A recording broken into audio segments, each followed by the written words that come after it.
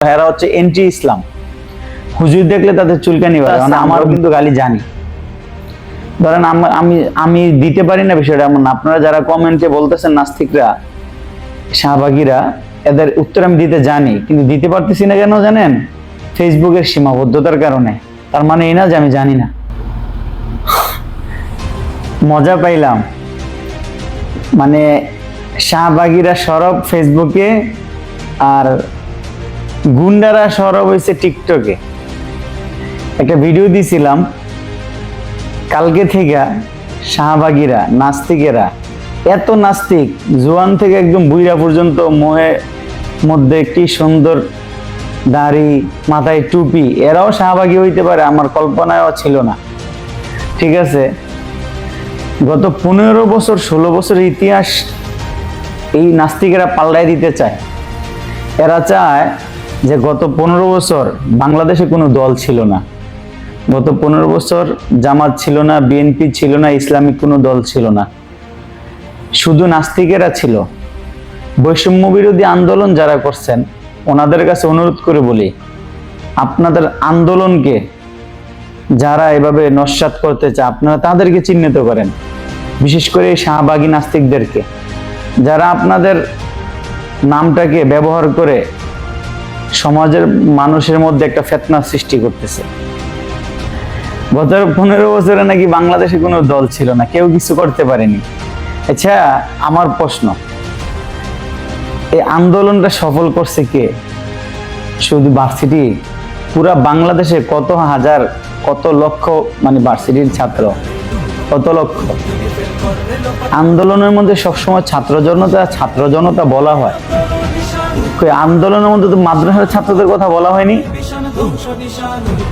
মাদ্রাসার ছাত্রদের কথা তো বলা হয়নি। জাস্ট আপনারা আমার এই স্ক্রিনের মধ্যে একটা ভিডিও ক্লিপ দেখেন, মাদ্রাসার ছাত্ররা কিভাবে শহীদ হয়েছে।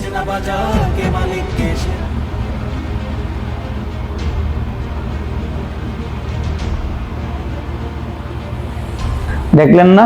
বেশি কিছু বলবো না আসলে, কারণ মানে যারা বিচক্ষণ এদের জন্য বেশি কথা বলার প্রয়োজন নাই। কারণ এই ধরনের নাস্তিকরা আগেও ছিল, এখনো আছে, ভবিষ্যতেও থাকবে। এদের কোনো বাবা মা নাই, এদের কোনো দলমত নাই। ঠিক আছে, এরা হইলো নাস্তিক। যাদের কোনো দলমত নাই, যাদের কোনো বাবা মা নাই, এরাই নাস্তিকতা অবলম্বন করে। এরা হচ্ছে এন্টি ইসলাম। হুজুর দেখলে তাদের চুলকানি বাড়ে, মানে আমার ভিডিওর মধ্যে তাদের মানে রিয়াকশন এত বেশি দেখতেছি। মানে সমস্যা হলো যে আমার মুখে দাড়ি আছে, ঠিক আছে, মুখ ভর্তি দাড়ি, মোষ, এই জন্য হয়তো রিয়াকশনটা একটু বেশি। তো আপনারা বলতে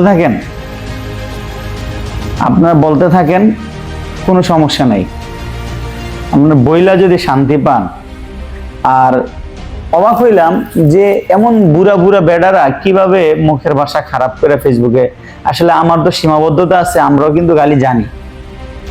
ধরেন আমি দিতে পারি না বিষয়টা এমন না। আপনারা যারা কমেন্টে বলতেছেন নাস্তিকরা, শাহবাগীরা, এদের উত্তর আমি দিতে জানি, কিন্তু দিতে পারতেছি না কেন জানেন?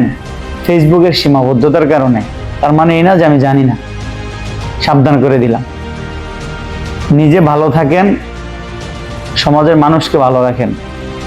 ঠিক আছে, যখন শুরু করবো তখন কিন্তু রাস্তা খুঁজে পাবেন না, শুরু করতে বাধ্য করেন না। এতটুকু বললাম।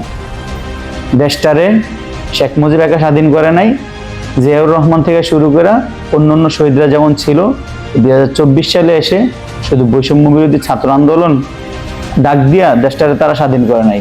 2024 সালে এসে সারা বাংলার 18 কোটি মানুষ রাস্তায় নেমে আসছে দেশ স্বাধীন করার জন্য। এতটুকু বললাম, শুধু এটাই মনে রাখবেন।